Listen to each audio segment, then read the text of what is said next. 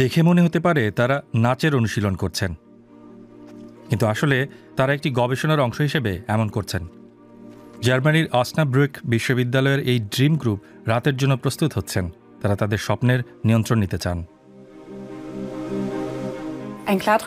Lucid dream হলো এমন এক স্বপ্ন যেখানে আপনি বুঝতে পারেন যে আপনি স্বপ্ন দেখছেন। আপনি ঘুমান, স্বপ্ন দেখেন এবং হঠাৎ বুঝতে পারেন ওকে, যা ঘটছে তা একটি স্বপ্ন। লুসিড ড্রিম বা স্বচ্ছ স্বপ্নের কথা প্রথম জানা যায় প্রাচীনকালে, কিন্তু 1980-র দশকে একে স্বীকৃতি দিয়ে প্রথমবারের মতো বৈজ্ঞানিক গবেষণা শুরু হয়েছিল। তবে সম্ভবত এর আগেও অনেকের লুসিড ড্রিমের অভিজ্ঞতা হয়েছে। আমার সাধারণত লুসিড ড্রিম হয় না, তবে যখন হয় তখন একে আমার কাছে বিশেষ, উত্তেজনাপূর্ণ ও অনেকটা পাগলের মতো মনে হয়। এখানে পাগল কথাটা ইতিবাচক অর্থে বলছি। কাটারিনা লুথ আকর্ষণীয় এই বিষয়ের পেছনের বৈজ্ঞানিক ব্যাখ্যাটি জানতে আগ্রহী। তিনি জানতে চান স্বচ্ছ স্বপ্ন দেখা শিখতে কত সময় লাগে, আর যখন আমরা জানি যে আমরা স্বপ্ন দেখছি তখন মস্তিষ্কে কি ঘটে। এসব প্রশ্নের উত্তর পেতে 20 জনকে ঘুম গবেষণাগারে পাঠিয়েছিলেন কাটারিনা। তারা সবাই অনভিজ্ঞ ছিলেন, তারা নিয়মিত লুসিড ড্রিম দেখেন না, তবে শিখতে আগ্রহী ছিলেন। সকালে তাদের ঘুম থেকে উঠিয়ে 1 ঘন্টার জন্য ছোট ছোট বাক্যে কিছু কথা শোনানো হয়। এটি তাদের স্বচ্ছ স্বপ্ন দেখায় দক্ষ করে তুলতে সহায়তা করে। এরপর তাদের চোখ বাম ও ডানে নাড়াতে বলা হয়। এভাবে তারা কখন লুসিড ড্রিমে আছেন তা বোঝা যায়। আমরা কম্পিউটারে দেখেছি যে ব্যক্তিটি আগে সম্মত হওয়া চোখের সংকেত বাম ডান ব্যবহার করেছে কিনা, এবং এটা 20 জনের মধ্যে 10 জনের ক্ষেত্রে কাজ করেছে। লুসিড ড্রিম বিষয়ে আগ্রহী হওয়া একমাত্র ব্যক্তি নন ক্যাথরিনা লুথ।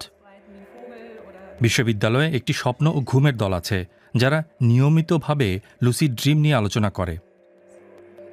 আলিনা ওনেজর্গে যখন ছোট ছিলেন তখন থেকেই মাঝে মধ্যে স্বচ্ছ স্বপ্ন দেখতেন। আমি এমন সব উত্তেজনাপূর্ণ কাজ করতে পারি যা বাস্তব জীবনে সম্ভব নয়, যেমন মাঝে মাঝে মহাকাশে উড়ে যাই। মঙ্গল গ্রহেও গিয়েছিলাম, যা আমার কাছে খুব রোমাঞ্চকর মনে হয়েছিল, যদিও সেখানে খুব একাকিত্ব ছিল। এছাড়া দিনের বেলায় আমার যে অভিজ্ঞতা হয় তা প্রক্রিয়াজাত করতে আমি স্বচ্ছ স্বপ্ন ব্যবহার করি, যেমন সংঘাতের পরিস্থিতি সমাধানের জন্য।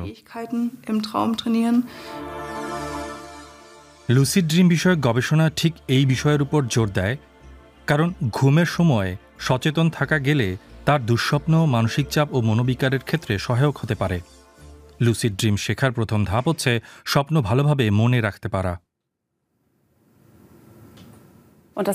দ্বিতীয় ধাপ হলো বাস্তবতা নিয়ে প্রশ্ন তোলা শুরু করা। দিনে কয়েকবার ভাবা, এটা কি স্বপ্ন নাকি বাস্তব জীবন। যেমন হাতের দিকে তাকিয়ে ভাবা, ওকে, আমার 10টি আঙ্গুল আছে যেগুলি দেখতে একেবারে স্বাভাবিক, তার মানে আমার বিশ্বাস আমি জেগে আছি। কারণ স্বপ্নে মাঝে মধ্যে অন্য কিছু দেখা যায়, হয়তো 11তম আঙ্গুল, কিংবা আঙ্গুলগুলো হঠাৎ সবুজ হয়ে যায়। জেগে থাকা অবস্থায় লাফ দেয়া আরেকটি বাস্তবতা পরীক্ষা, যা আপনাকে রাতে আপনার অবস্থা বুঝতে সহায়ক হতে পারে।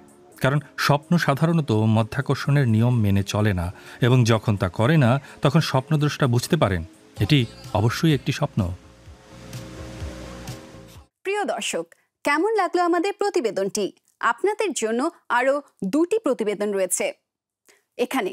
ভালো লাগলে বন্ধুদের সঙ্গে শেয়ার করতে আর আমাদের সাবস্ক্রাইব করতে ভুলবেন না কিন্তু।